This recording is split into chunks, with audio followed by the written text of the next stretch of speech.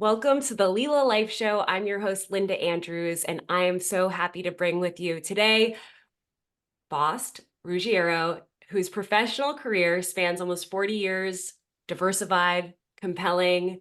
He has been establishing some cutting edge programs. Faust, welcome to the show. And it's so nice to be here. Thanks so much for inviting me. I am excited to learn some things from your perspective and want to just highlight some of your background. You're a published research author, clinical trainer, and therapist who has worked in settings that have included clinics for deaf children, prisons, nursing homes, substance abuse centers, inpatient facilities, major corporations, both at the international and national level, the president of the Community Psychological Center in Bangor, Pennsylvania, and what we'll get to talk some more about today, develop the Process Way of Life counseling program, whether there is the text version. This is the Fix Yourself Handbook. And I would love to know, Faust, from you, what inspired you on this journey? How did you come to this moment? Whatever version of that story you want to tell, but I have a sense there's some milestones there that are critical for our listeners to understand. There are always milestones. I'm that person that this is what I think I was created for. I mean, it wasn't like I ever had to make that huge life decision. I'm going to go into this. This was always there. I'm the listener. I'm the one that loves to be around people and understand their story. As far as going forward, there are those times people, a college professor that says, hey, you really have some things here. Let's develop those. Working in the prison where you see things from a completely different viewpoint. Working with deaf kids where you have to change your whole presentation. All those kinds of things, brought me to where I am today. There's so many reference points that I have that I can go back and grab onto, and it's nice to have those. I love that. And, everything that we do here, I say, is integrated. Everything is connected. And in your story, you're the embodiment of that, where I'd imagine each of these past milestones do connect. And when you're in those moments, it doesn't necessarily seem like they will. And then the thread becomes more and more clear as time goes on. I saw that as a young man, if you will. And when I started to apply to colleges, and had all these nice colleges that were saying, yeah, come over. And then and this is in grad school, and Illinois State said, come and do it your way. And I said, oh, and so instead of just taking a clinical track, I said, let me go developmental also. So I had normal and abnormal development and then a research component. And then when I got out, I just said, all right, now I need to go in a lot of different directions. Otherwise, I'm going to find myself, with professional tunnel vision, which I didn't want. So now, you're right, integrated, and I work with everyone I work with, it's about physical, emotional, intellectual, and spiritual attributes that we want to get together and balance internally. So everything it's always been set up that way, and I'm still doing it. What of those elements do you feel like gets overlooked the most in today's world out of those Oh, four elements? spiritual, but everyone's concerned with their bodies and how we look and let's get healthy. If you go online, they bombard you with that. We talk about emotional, mental health. We'll talk about consciousness and staying in the moment or whatever it may be, developing that. But spiritual gets put aside a bit. Some of us will champion that and say, well, when you get to that higher order kind of living and you can connect with what's way inside you, you've arrived. But other people will deny that vehemently and say, it's the science or yeah, there's something out there. I don't know what it is, but I know it's out there, those kinds of things. So that by far, but I don't have a problem with that because if you develop the other three and get people balanced, they'll automatically begin to connect with that. It's like a So natural next step of the process. it is. Interesting. Yeah, that was something naturally going through. I was an athlete in college, and so much of that was baked in through the athletic experience. Some of it could be extreme, but going through that and then, getting it really dialed in, the 20s feeling pretty chaotic, and then eventually it's like the screaming. It feels like a screaming billboard, like you have to pay attention to the spiritual piece of this or you're missing something, and I could just not avoid that. And I was laughing as we were getting started. I was reflecting on this book I bought. It was called The Quarter Life Crisis. And this is, I'm turning 25. This is probably 11 years ago. And I just think about the world today and I'm like, that was 11 years ago. And I was buying the quarter life crisis. What is going on today? What does 25 feel like today? I can't imagine with those changes in the past 11 years, if I bought that then, what it feels Well, like now. we at least, go back, and there were some guideposts. I mean, we were focusing a little bit more on the generation before and getting some guidance. That's not there so much now, Mm-hmm. actually, because we've gone so fast. The changes have been so dramatic that the generation above hasn't experienced them. So a lot of, Mm-hmm. 25 get lost. And I, like you, was an athlete in college and focused on all those things. And then when you get out, you say, yeah, okay, what now? It's not just physical. There's Mm-hmm. more, because that's what, of course, they wanted to develop. And they tied your intellect into that, and they told you to push your emotions that way because they're only Mm-hmm. going to get in the way. And the message, I understood it in a sports way of dealing with things, but man, they were just taking two parts of this and pushing it right out and saying, Mm-hmm. just do these two. Then you get out and the rest of life starts hitting you, and you say, we didn't develop that part of it. I can't Mm-hmm. use my body to do this, and my Mm-hmm. mind is geared to performance and excellence. Mm-hmm. It's not really what I wanted. So, it's almost like a little bit of PTSD. You're Mm-hmm. out from something and now you're into something completely new. So I'm seeing a lot of that with the young people today. And they're immersing themselves in electronics to have a place to go, Mm-hmm. but there's no guidance there. Yeah, and it's still being relatively novel. Like I think of 30 years of the internet, okay, it's pretty new still, and we're a little bumpy with the training wheels on, and it may not be going great. There could have been a couple crashes, and we got to figure this out together. And I know you've done some work on the corporate side, the advisor side, but there's so many similarities with that athletic mindset, performance mindset that translates into the corporate world, including those imbalances. And I'm curious some of your experiences that you lean on there. What I find, it's a great question. What I find when not only corporate settings throughout the world, but you Mhm. find it, just so overly developed there, is Mhm. this performance idea. I Mhm. had a good day Mhm. if I met all my performance markers. Mhm. And, right, you can keep on doing that. There's going to be a burnout on that. Mhm. It just, no one gets out of that without a burnout. Mhm. Or they promote you to a next level, maybe, and you say, okay, fine, I don't do that anymore. Fresh start. And then you start doing it all over until you get to a point that you're so disconnected Mhm. that now you're upper level and you're some business machines and you're delegating and you disconnect to the point that you're not even part of the business anymore. Mhm. So what I see is, and when I go into work with people, I say, look, we really need to deal with you as a person. There is a whole person here. Mhm. If we can do that, you take care of your body, you understand where your emotions fit into your life and how to use them in a healthy fashion. You get your brain working on facts, only Mhm. facts, and stop going, 2 weeks forward and remembering what you did back there and bringing that forward, all those kinds of things. When I can do that with people, things go completely differently. They start focusing on what's important. Performance then becomes part of that holistic approach, and they know Mhm. what to do with it.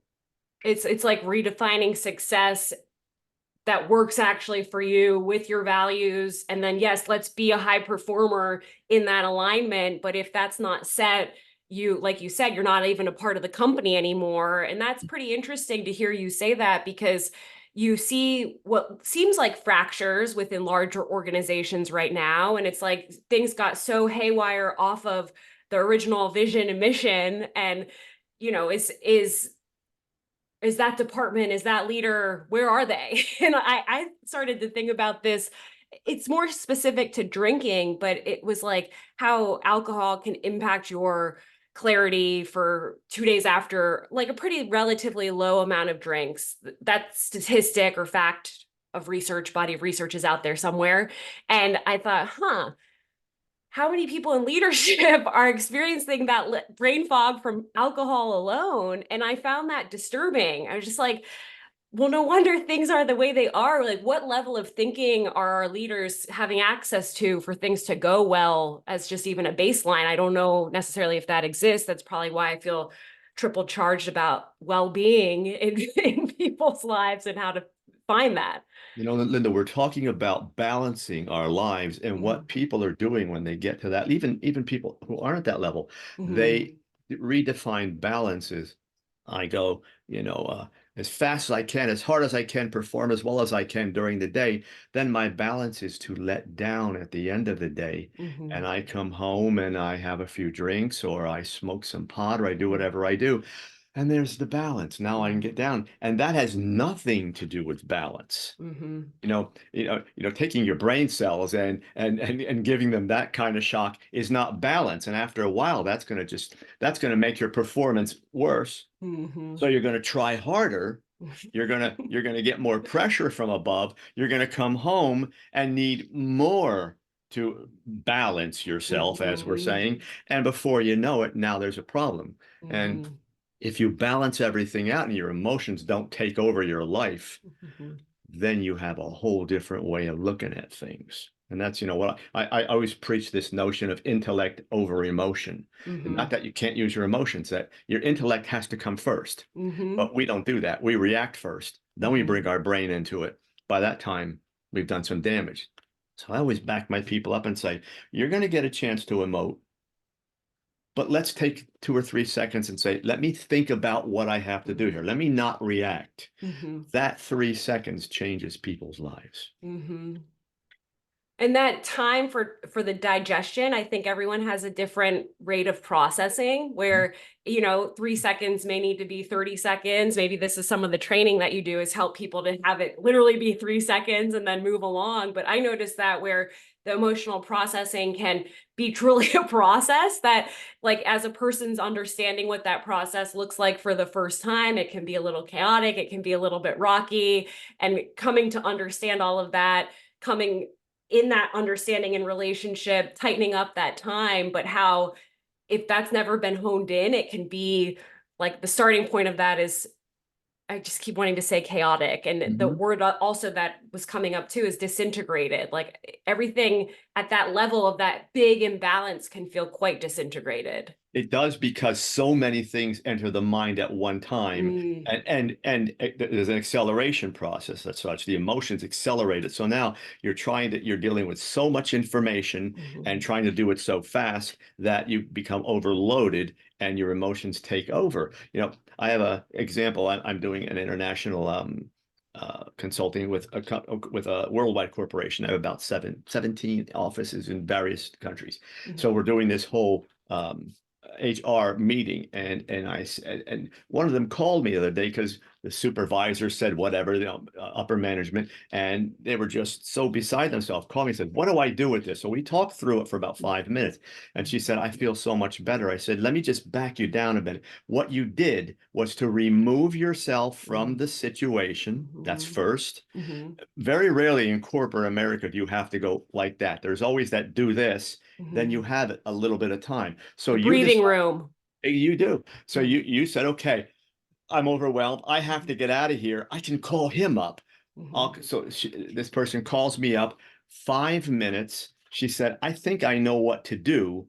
I said, why didn't you know what to do 5 minutes ago? She said, because it was the shock value. It hit me. And I went, oh my God. And I have all these other things I have to do. And I've got to prioritize and make sure I don't get a horrible phone call from this person again and make sure I take care of the staff. And I said, oh, you're going to do all of that. You just have to take a step back, take the breath, relax, and organize your thinking, which is just what you did right now. mhm. So that's really what That's one of the this first. That's the process. process. Yeah. Exactly. That it's interesting as you're sharing that in a more established company and her role and the 17 offices. And I think about early stage founders where there can be such the delay in decision making that every decision can sometimes feel really big and it take a lot longer than it needs to. Like if only every decision could be 5 minutes. And I really believe it can be, or even less. Like we do typically know what to do, but having those processes in place to get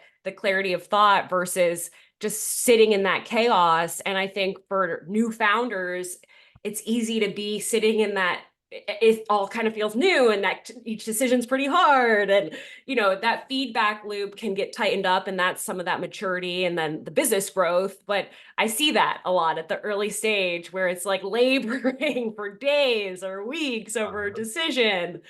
And one of the things that comes into play is when that happens and we start to get overwhelmed, the first thing we do is want to get out. We resist. Mm-hmm.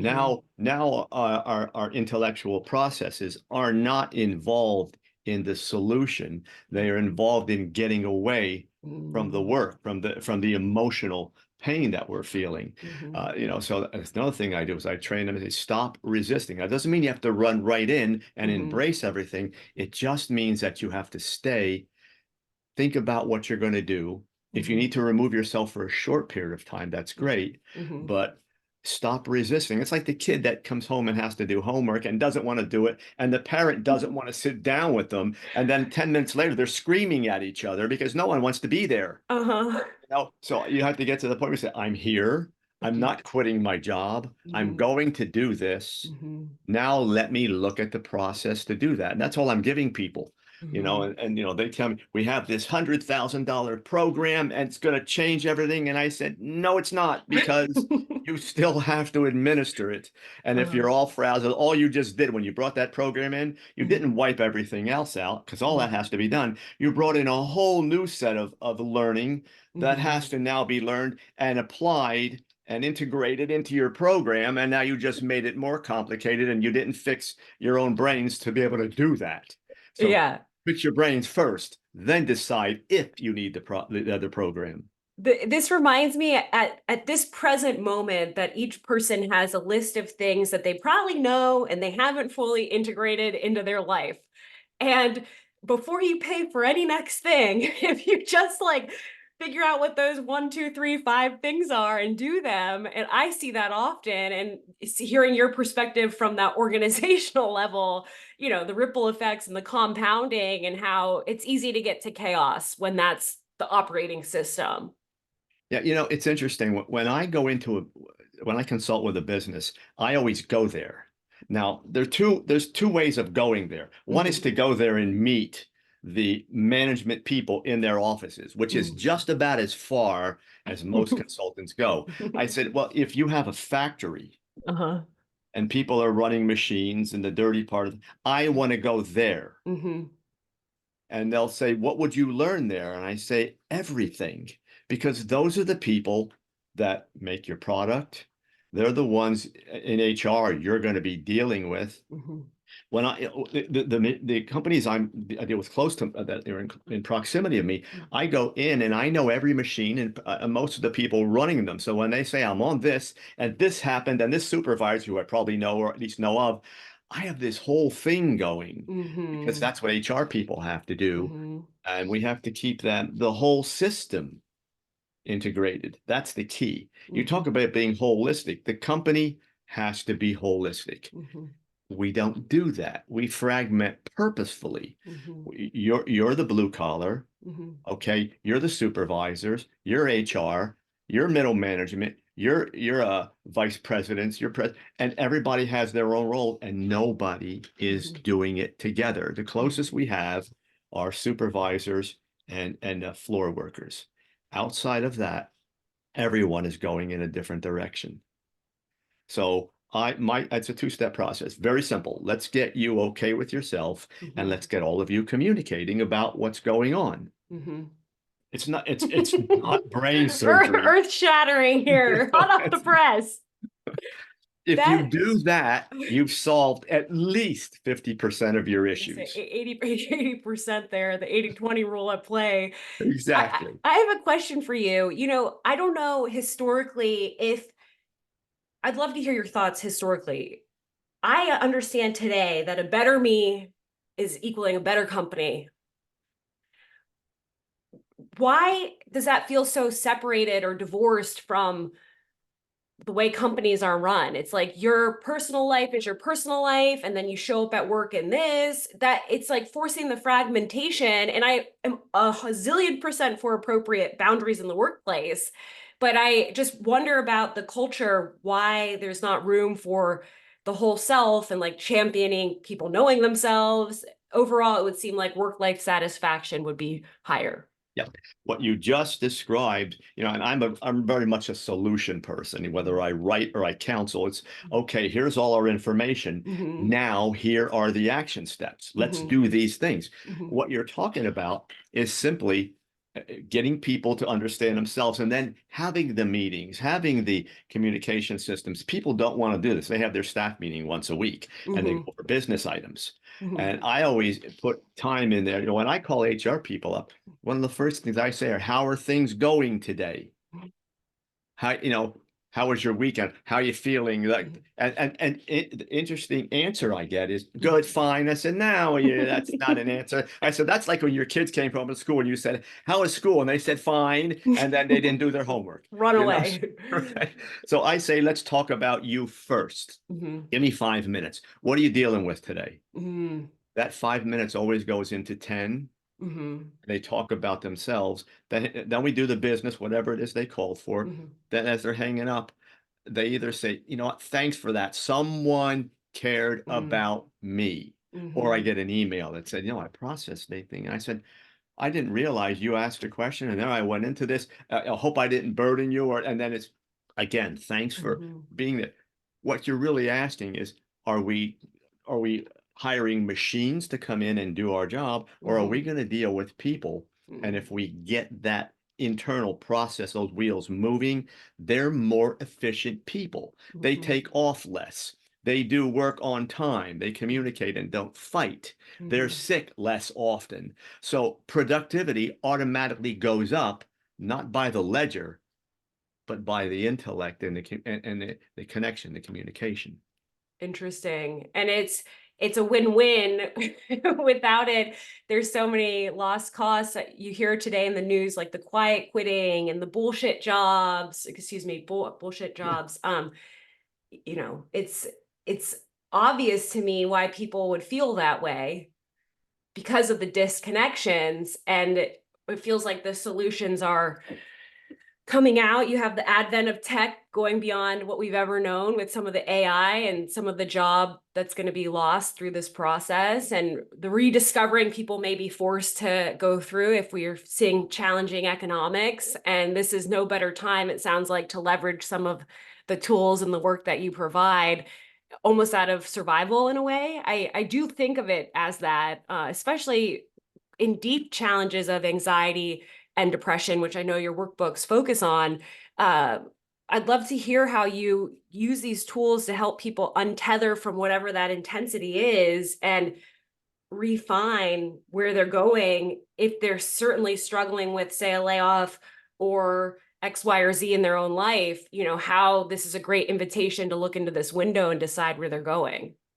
If you do that routinely, Mm-hmm. here's the way we live life. We prepare for the crisis, but we don't prepare for everyday life. Mm-hmm. It's like, we have the buckets that we're weighing and we have boulders that we focus on. We don't focus on all the pebbles going on the other side. Next thing you know, that side's the one that went down. Mm-hmm. Training people every day to learn how to be information gatherers, to be problem solvers, to be communicators, all those things. That's what gets them all through all that. It's sort of like, I use the example of the pandemic. We were never prepared for that. But those of us who worked on inner strength and worked on all these things I just mentioned, when the pandemic hit, we were stronger and more able to deal with that. Others who took everything from the outside in were falling apart. They weren't strong. They were basing their strength on whatever came from outside of them. Well, that was canceled real quickly. Hey, you can't go out. You're going to get sick and maybe die. So now I'm inside. If we're problem solvers every day, if that's the mode where our mind is trained, then regardless of what comes up, we approach it with a system. If it doesn't have one, we'll create one. I train people to do it every day in their lives. So when I go to work in the work settings, I am not saying, let's look at your company and make you really efficient here and happy workers. I'm saying let's make you happy people. Let's Mhm. make you efficient. Let's connect you with what you have to connect with and give you the ability to create and attach a process to whatever it is you have to do. That's what makes it work. And it pays off not only in your business or your role, it pays off in multitudes of every aspect of your life. Those parallels, like, oh, it's Absolutely. Marriages, raising kids, mhm, social ties, whatever it may be. mhm. It gives you and the other thing it does is it takes your energy and multiplies it because you're not putting it into insanity. This came, oh my God, what do I do? And that emotional energy, Mhm. emotional stuff eats up energy very fast. That's the thing it does. The cortisol levels go up, all those kinds of things go, and it just eats up energy, and you don't have the energy then to do other things. Plus, then you're going to get the anxiety, depression little Mhm. matrix that goes on, and you're going to like this, then you're going to crash, then you're going to build yourself back up again. So energy is going all over the place. And I always Mhm. tell upper management, what you're getting from your people is probably 30 or 40% of what they're capable of giving you Yeah. because you didn't provide them with a way to manage the other aspects, those other energy aspects. When Mhm. you do that, you take care of them, you're going to at least double their output. Mhm. And then, of course, the lights go on because we can do that. Yeah, but these are the things you have to do. You're going to invest some personal time. Mhm. You're going to do what you didn't think. It's not weak. That's the other part. Upper management thinks that it's a weakness that these other people have to have this. We didn't Mhm. have it. Why do they need it? They don't even know that they need it Right. themselves. It's like you've been in survival mode for 30 years. You Yeah, needed it. right. So we take care of our people. They're happy, morale is better, they're more efficient, the company does better.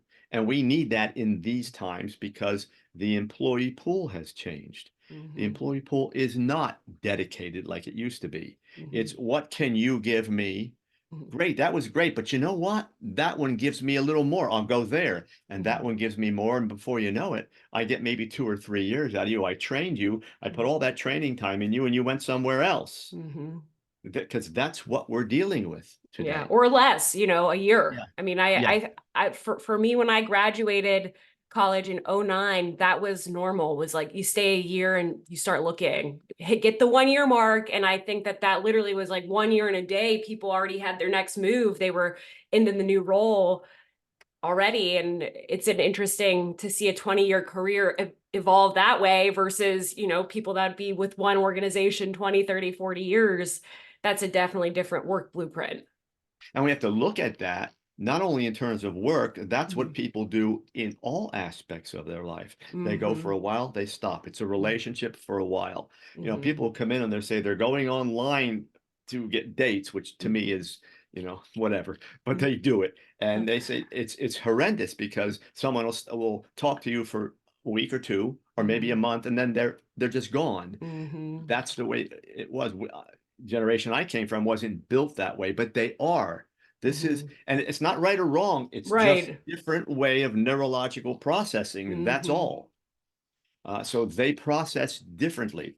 That's the other Mhm. thing corporations and businesses have to learn. You are no longer dealing with the old model of an employee. It's a new Mhm. model, Mhm. and your supervisors and your HR people who I do a lot of training with these days have to be able to deal with that every day. And you as a company have to be able to set some programs up that are going to be able to deal with those things. Because if you don't, then you're just going to keep on experiencing a turnover. And what a turnover does, as we all know, is Mhm. bring in the need for more training, and then they leave and more training. And before you know Mhm. it, the quality of your product suffers because untrained people are putting this product out for you. And then Mhm. and then the flip side of that is the one that's been there 20 years says, all I'm doing is training people to leave and they're not happy anymore. Yeah. So now your older people aren't thrilled about being there. So Yeah. there's a lot of balancing that has to be implemented. A lot of the programming has to be about the person, not so much. I just did one with a new company, and they said, "Can you give us the acronyms you use that we can hold on to?" I said, "Acronyms? You want those?" I, I said, "No, I don't use them." why would I said, what will you do with that? Well, we always, make our charts. Make a I said, poster. do you understand that last for your meeting? And then that's about it. Uh-huh. That has a very short shelf life. It looks really nice, and you Mhm. can sell it and put it on your memos and your flyers and all that, but Mhm. it doesn't do anything. It's gut level stuff that you're dealing with. It also, the like life skills, upskilling, what I'm hearing a lot is trouble hiring employees, trouble, like you're saying, keeping employees, and that huge gap where people coming into the workforce may have a tremendous lack of basic life skills.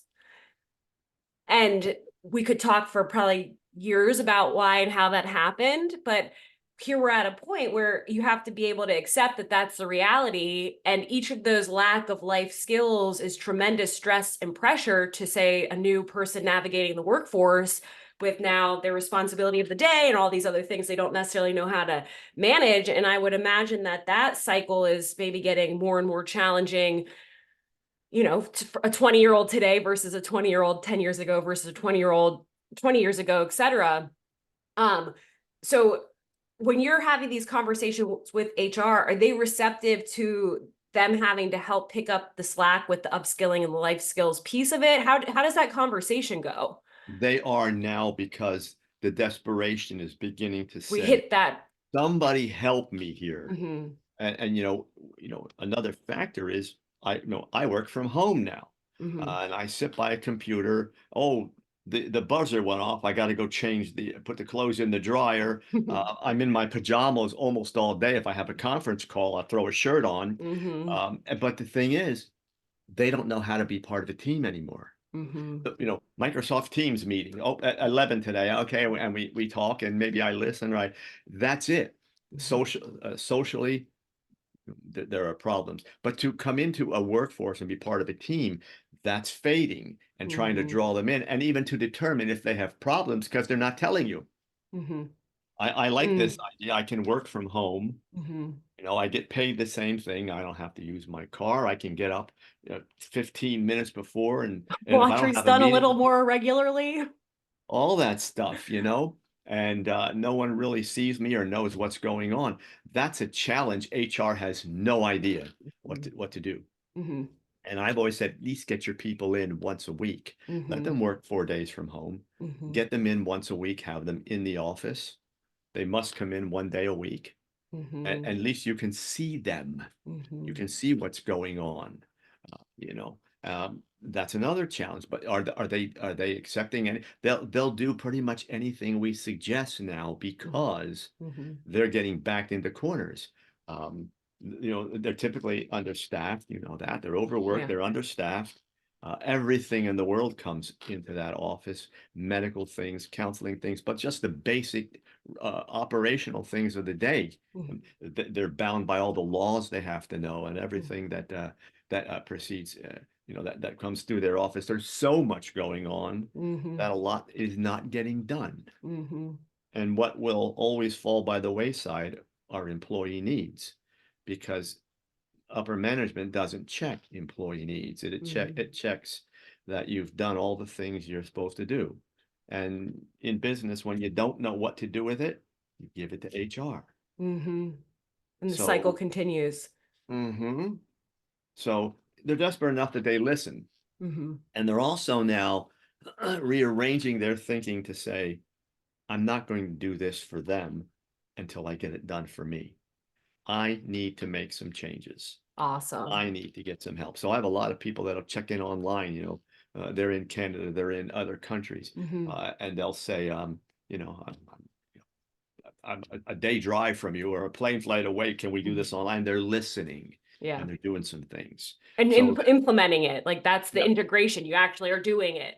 yeah. What I'm really providing, when you think about it, are counseling services for HR people Mm-hmm. who tend to be kind of in that caregiver category, and Mm-hmm. say, well, I got to be strong, and I have to deal with all this. And I don't usually ask for Yeah. help, Mm-hmm. because I don't want to lose my job. I don't want them to think I can't handle things and I'm handling Mm-hmm. all these people, so they don't go for help. And I always say Interesting. to the businesses, don't put them in that position. Mm-hmm. Make it either mandatory, or at least permissible for Mm-hmm. them to access available resources to sort some of their personal things out. Mhm. Then they're going to be better prepared for you to deal with all these other things you're throwing at them. Businesses are saying fine, and they call when they need, or we Mhm. set it up once a week, whatever it may be. But we keep them focused on themselves, because you know how it goes. I'm coming apart at work. Now I'll go home and I'm frazzled. I have Right. nothing left. And the husband, the wife, the kids, the house, this thing that I'm involved in. And, it's 11 o'clock or 10 o'clock. I can't go to bed. I'm going to have Mhm. 2 or 3 Going drinks. on all Now I can cylinders. sleep.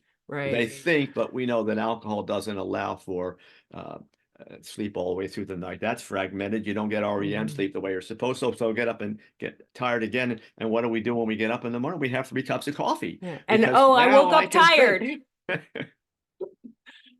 That's the Yeah. cycle. It's get up in the morning, put the accelerants in, get Mhm. crazy at work, make sure you perform, come home, deal with what you have to deal with, do something to settle your brain, get Mhm. up and start the process again. And that's at least 5 days a week. Yeah.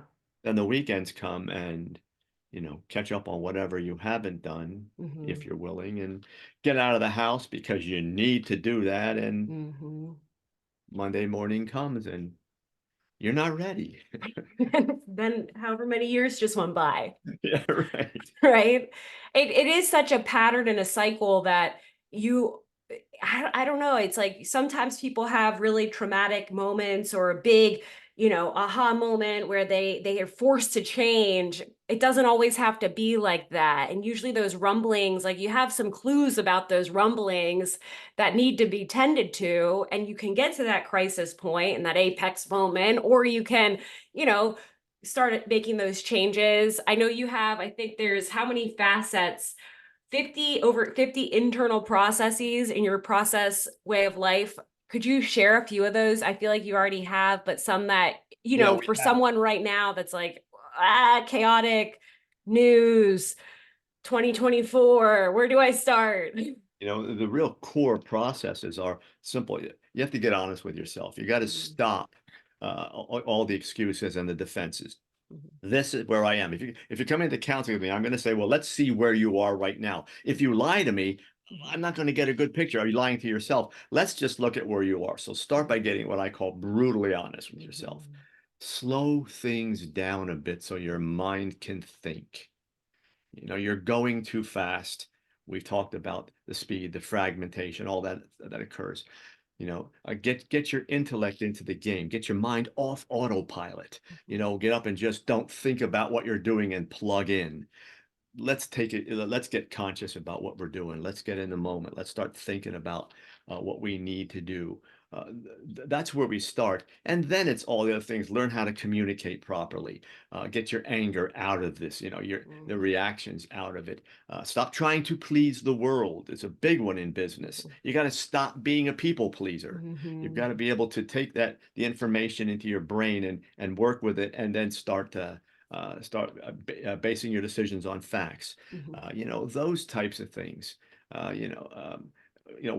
Conflict resolution. I talk a lot about that. You're going to have that in business. It's not just you and the upper level. It's people who work at the same level. mhm, Most of it occurs there. So, I teach all these kind of things, but whether you're the business owner or the mhm, vice president or HR, or whatever, you look at this and say, if we do all of this, if I'm the owner or I'm the upper management, and I look and say, if I give these people who I'm asking to do all this some help, I make all these programs available for them, mhm, I'm taking care of them, and the message mhm, my people get is, you care about me, mhm, then I'm going to care about my work. mhm, And if you're the person who is HR or mhm, some of the people that need to deliver services, then you want to be able to access these programs. If your business doesn't apply, then get that on your own. mhm, But do have a place to go, a safe place where you can talk and say, this is me, mhm, and I have some things to work with, and I need some help. mhm, And I always tell people, we give a lot of information to people, but we mhm, don't give them, here are the action steps now. Based upon everything we talk about, mhm, do this. mhm, So all those processes you talk about. They're in the book, and then at the end of the chapter, I say there are 5 or 6 or 7 or whatever action steps.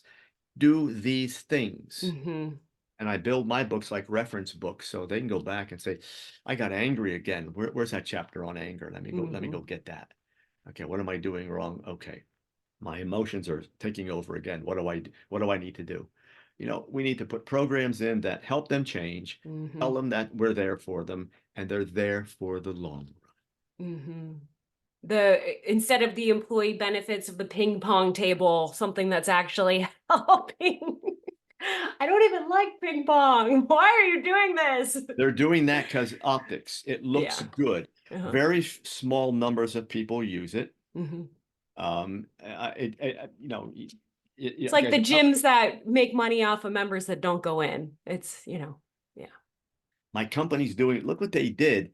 Mm-hmm. But in the meantime, I'm still inundated with all this stuff. They're not dealing with me on any other thing. If I go to them and say, look, you gave me all these, I don't have the time to do this. I am just getting beat up. They say, yeah, but we need this stuff. And if you don't, so the person feels pressured, and going to play ping pong or go to the swimming pool or whatever, it may make you feel okay for a while. Mm-hmm. It's a drink without taking a drink. Right. That's really all it is. The way you have this laid out, it sounds like someone could do one of your processes a week and really be in that flow. Do people use it that way? Do you like recommending it that way? Yeah, it's set up so that it can read in 2 ways. It can read, in order. So, okay, let me do this in order, and that's going to make me better. Or, I just got this challenge, and that chapter deals with, and they go there and get that. But I'm finding that HR offices are now beginning to grab this and say, wow, it's hitting all the things we need to be dealing with. The chapters are only 7 or 8 pages long. Awesome. So it's not, I have to read 50 pages tonight, and then it's, geez, in 15 or 20 minutes, I can read that chapter, and I can get to the end and say, okay, now I know what I'm doing. I know why I'm doing this. So there feels an important piece of this too for people. I don't know, it's almost embarrassing when you don't know things. I think that's natural. Like, oh, I don't know this. I feel embarrassed. I feel insecure. And that can prevent you from ever learning it, because it's like, oh, I should have known this already. And you're kind of like getting by without knowing these things. It's like, I never learned how to do whites in the wash perfectly. I'm at whatever age, I can't do laundry right. I'm such a loser. You could multiply that example across so many things with those learning gaps over time. And I think that that's where people do get in that kind of cycle of survival mode. And that again is a program, and it's being able to be curious, what else could be possible? And okay, like there's steps. I love that you make it really actionable, because it's not only what else is possible, but here, do this, start here. and we have a tendency to ask for help when we hit the wall, really, because I hit that point with people many times. You don't want people to know you can't do something. You think I said, okay, that's great. You're going to keep on going and playing that game forever. We know where this goes to. The time and energy involved in that, and then not being able to do some things correctly because you got those gaps. Why don't you just back down and say, you know what, wait a minute, I'm okay. I'm worth the time it takes to learn these things. Let me go learn it so I do it right. But we don't like instructions. We get I always say, we get the 1,000-piece erector set, and we say, it says build a car, and we take the instructions and we burn them and say, I can't do this.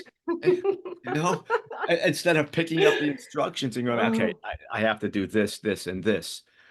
We get to the point where we throw the arrogance aside and say, you know what? It's one of the process. Let me get my humility in here and say, I can't do this. Give me some help here. I try to remind myself every day, there's more that I don't know than I know. And this will always be the fact. So be curious, because there's an opportunity. And that can be something that pulls you down, or it can be the beauty in your life. Oh, gee, I don't know that. Every day I got something else I can learn, But it just comes down to being part of that process. If the business is savvy enough to understand that they will gain more from the healthy employees than those that are piecing their lives together, great, then they may be willing to help you out. If they're not, then you get the help yourself. Mhm. It's out there, Mhm. but you have to be So willing to access it. yeah, it's 2024, and I have a sense that there's a lot of collective anxiety across the globe. I know you have handbooks on anxiety and depression. In my understanding, there's a lot of actions a person can do that could help mitigate the feelings of anxiety and depression. And for some reason, it's like the hook of being in the experience of anxiety and depression and not able to access those actions. And I think if you let it in 2024, this could feel potentially the most intense it's ever felt for a myriad of reasons that are at our disposal every moment if we let it be. And so the question I have is, when you're in the experience of anxiety and depression, what are some of the lowest hanging fruits to get out of that?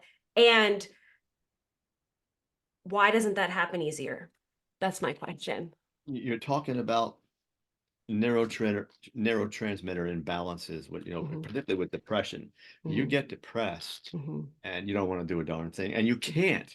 Hmm. I often can't even talk about what you feel because your mind's not letting you do that. Hmm. Anxiety, on the other hand, pushes you so far. You're so intense, Hmm. depending on the level of anxiety. So, what I always say to people, there is one basic low-hanging fruit. Go get help. Hmm. When you think, if you're to that point where depression or anxiety or anger Hmm. is there, so it's neon lights are Hmm. flashing and saying, you've gone past. You're Hmm. not going to do this yourself. Go get some help from someone. And what Hmm. typically happens is, for a short period of time, there's stopgap measures everyone uses. I feel better now. I don't think I have to do this. It's coming back. You've been cycling through this for how long? Hmm. So, go get yourself into a program so Hmm. that you can understand what's going on. When people come to me, the first thing I do after we establish where they're operating from is, and I take histories and I see the past, I start purging. I say, let's get this out. You Hmm. have anxiety. What do you, coffee? How much? 3 or 4 cups a day.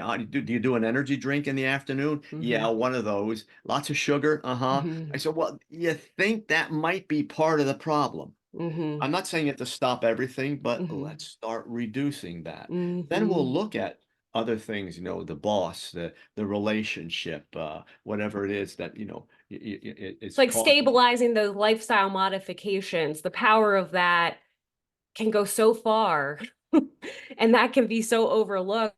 Right. This is one of my criticisms sometimes of how our country views public health. There's some basics like walking daily. That's one of the basics that can really help. There could be some weather constraints potentially, but for the most part, you have that opportunity or some substitute like that. And there's so many of those. There's so many like the walk daily. But I like that of the go get help and find those. Each person's low hanging fruit is going to be a little different. And also understand that Mhm. regardless of what you have, whether it's depression or anxiety, anger, whatever it may be you're working through, it starts in your body. Mm. If you think about it, when you get anxious, if you could calm your body down, the anxiety seems to be gone. You may still have Mhm. some emotional drag. You may still be worried about some things, but Mhm. you can manage it. What makes it Mhm. unmanageable is the body. So you want to Mhm. get your body healthy. You Mhm. want to stop doing the things that are hurting it, but also put a healthy plan, which is, healthy sleep, schedule, eating properly, exercise, Mhm. basic things to get Mhm. your body healthy. If your body's healthy, it does fight off all Mhm. these things. You have all these resources that are typically not available.